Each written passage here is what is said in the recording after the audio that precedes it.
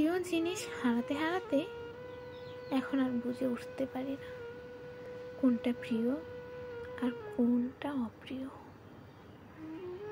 শুধু এটুকুই বুঝতে পারি কেউ একজন আমাকে খুব করে ভালোবাসে, কেউ একজন আজ আমাকে বলে আমি আছি তো। হয়তো পৃথিবীতে একটা মাত্র মানুষই আমার আত্মীয়। আত্মীয় বললে ভুল হবে, সে আমার পরম আত্মীয়। চাল কুমড়ো ফুল আজ আর তার কানে গুজে রাখতে দেখি না। রং ফ্যাকাশে হওয়া শাড়ি তার পরনে থাকে আজকাল।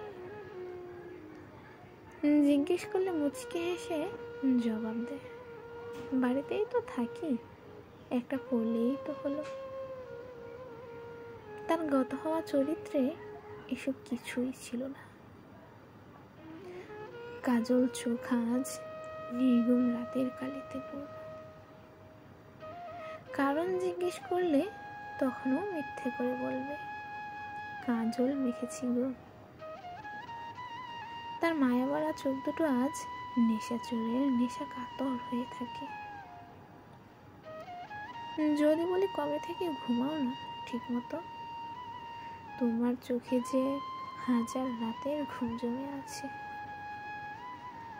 তখনও মুচকি হেসে বলবে আমার মায়াভরা চোখ বুঝে তোমার সহ্য হয় না। কি আর করব, মুচকি হেসে আমিও কেটে পড়ি।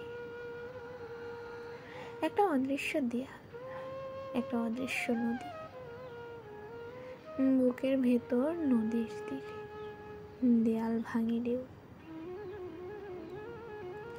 আগামী রাত ঘুমবো, আগামী ভোর আমার হবে। আমি ফিরব আমার হারানো চরিত্রে। এমন করতে করতে একদিন বর্ষা চলে আসে। কুমড়োর ফুলগুলোরও যৌবন ফুরায় ততক্ষণে। আমার যৌবন সে তো তোমার ভালোবাসা।